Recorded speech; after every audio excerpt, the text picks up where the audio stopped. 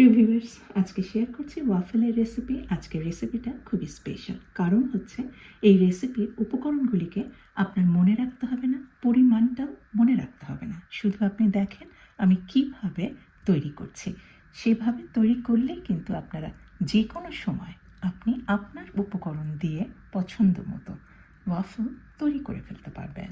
আজকে আমি ওয়াফেলে পাকা কলা ব্যবহার করছি। এত পুরনো একটা পাকা কলা আছে যেটা আর খাওয়া যাবে না। এটা ভালোভাবে থেতে নিয়ে এর মধ্যে দুটা মশলা দিচ্ছি।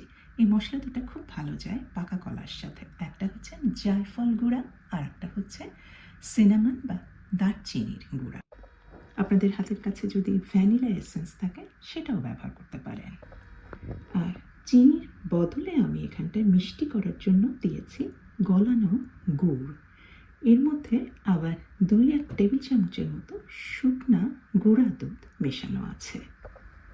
অর্থাৎ যে উপকরণগুলি আমার জাস্ট লেফট ওভার, অর্থাৎ বেঁচে গেছে বা আর ঠিকমতো ব্যবহার করা যাচ্ছে না, সেগুলি আজকে আমি কিন্তু ব্যবহার করছি। তবে আপনারা অবশ্যই আপনারা চিনি অথবা এমনি গুড় মিষ্টির জন্য দিতে পারেন।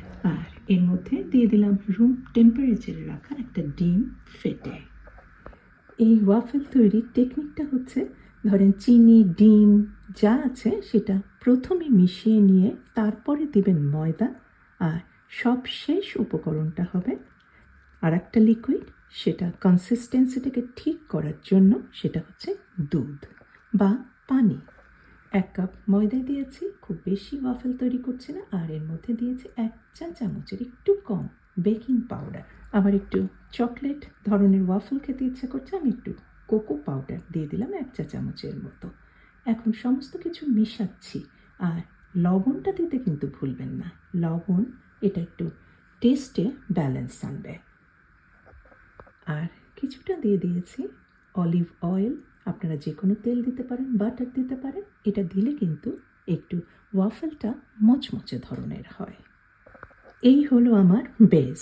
এখন এই আটার মন্ডের কনসিস্টেন্সিটা কীরকম তরল হবে সেইটা ঠিক করার জন্য আমাকে দিতে হবে দুধ। আমি নর্মাল দুধ দিয়েছি, আপনার ইচ্ছা হলে পানি ব্যবহার করতে পারেন। এখানে একটা সহজ হিসাব বলে দিই।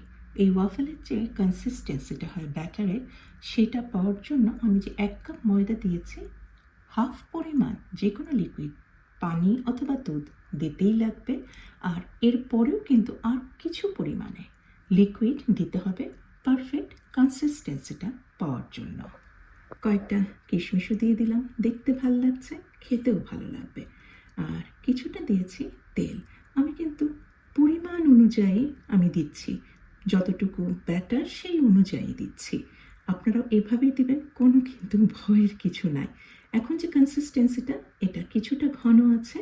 এর মধ্যে আরও কিছুটা আমি মিশিয়েছি দুধ দিয়ে। এই যে এখন দেখা যাচ্ছে আমি যখন এই তাবু হাতা এই চামচটা উপর করছি, এটা আস্তে আস্তে পড়ছে। এই ধরনের কনসিস্টেন্সি হবে ওয়াফেলের ব্যাটারের। আর তৈরি করার জন্য এটা কিন্তু এখন আধা ঘন্টার মতো রুম টেম্পারেচারেই রেখে দিতে হবে রেস্টে। এই হলো ওয়াফেলের মেশিন। এই মেশিন কিন্তু এখন বাংলাদেশের প্রায় সব জায়গাতে, সব ধরনের আপনার এই শপিং মলগুলিতে পাওয়া যায়। আবার আপনারা পেয়ে যাবেন গুলশান 1 বা 2, বিভিন্ন ধরনের বড় বড় সুপার মার্কেটগুলিতে।